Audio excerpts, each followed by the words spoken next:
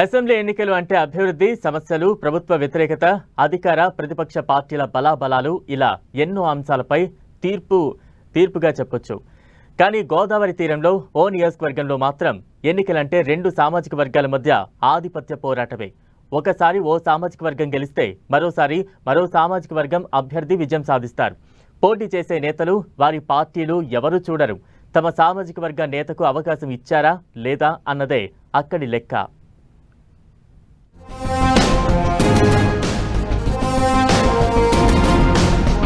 గోదావరి జిల్లాలో కుల సమీకరణలు, cost based politics ఎక్కువని చెబుతుంటారు పరిశీలకులు. దీనికి రామచంద్రాపురం అసెంబ్లీ స్థానాన్ని ఉదాహరణగా చూపుతారు. ఆ నియోజకవర్గంలో రెండు సామాజిక వర్గాల మధ్య పోటీయే ఎక్కువగా ఉంటుంది. ఈ నియోజకవర్గంలో కాపులు, శెట్టిబలిజ సామాజిక వర్గాల ఆధిపత్యమే ఎక్కువ. దీంతో ఈ సీటు దక్కించుకోవడానికి ప్రధాన పార్టీలు కాస్ట్ పాలిటిక్స్ కు ఎక్కువ ప్రాధాన్యమిస్తుంటాయని చెబుతుంటారు. రామచంద్రాపురం నియోజకవర్గంలో గత 7 ఎన్నికలు పరిశీలిస్తే కాపు సామాజిక వర్గ నేతలు 4 సార్లు, శెట్టిబలిజ సామాజిక వర్గం నేతలు 3 సార్లు గెలిచారు. ఒక పార్టీ కాపులకు అవకాశమిస్తే ఇంకో పార్టీ శెట్టిబలిజలకు తప్పకుండా అవకాశం ఇవ్వాల్సి ఉంటుంది. అలా కాదు అని ఈ రెండు సామాజిక వర్గాల్లో ఒక కులం చెందిన వారికే 2 పార్టీలు టికెట్లిస్తే మరో సామాజిక వర్గం నేతలు స్వతంత్రులుగా బరిలోకి దిగి విజయం సాధిస్తుంటారు. గతంలో ఇలా 2 సార్లు స్వతంత్ర అభ్యర్థులు గెలవడం ఇక్కడ సామాజిక వర్గ ప్రాబల్యానికి నిదర్శనంగా చెబుతున్నారు పరిశీలకులు. రామచంద్రాపురంలో సామాజిక వర్గాల లెక్కలన్నీ పరిశీలించిన వైసీపీ అధిష్టానం ఈసారి శెట్టిబలిజ సామాజిక వర్గానికి చెందిన పిల్లి సూర్య ప్రకాష్ కు టికెట్ ఖరారు చేసింది.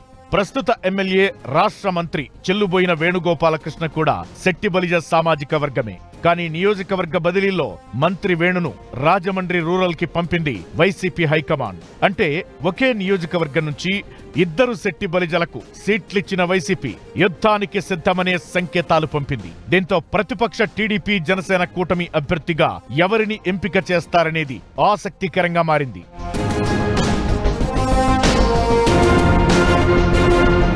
గత ఎన్నికల్లో పార్టీల నిర్ణయాలను పరిశీలిస్తే ఒక పార్టీ శెట్టిబలిజలకు అవకాశమిస్తే మరో పార్టీ కాపులకు సీటివ్వక తప్పనిసరి పరిస్థితి. దీంతో ఇప్పుడు ప్రతిపక్ష కూటమి నుంచి కాపు నేతలే బరిలో దిగే అవకాశం కనిపిస్తోంది.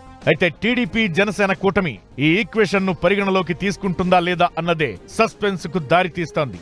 ఎందుకంటే ఈ 2 పార్టీల నుంచి రామచంద్రాపురం ఎమ్మెల్యే టికెట్ ను ఆశిస్తున్న నేతల సంఖ్య ఎక్కువగానే ఉంది. టీడీపీలో రెడ్డి సుబ్రహ్మణ్యం, కాదా వెంకటరమణ టికెట్ ఆశిస్తుండగా ఈ 2 శెట్టిబలిజ సామాజిక వర్గ నేతలు కావడంతో కూటమి ఎలాంటి నిర్ణయం తీసుకుంటుందనేది ఆసక్తి రేపుతోంది.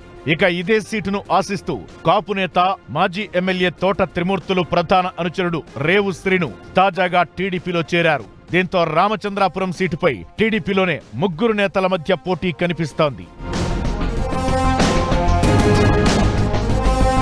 ఇక జనసేన నుంచి పోలిశెట్టి చంద్రశేఖర్, చిక్కాల దొరబాబు పోటీకి ఆసక్తి చూపిస్తున్నారు. అంటే మొత్తం 5 నేతలు రామచంద్రాపురంలో పోటీకి ఉవ్విళ్లూరుతున్నారు.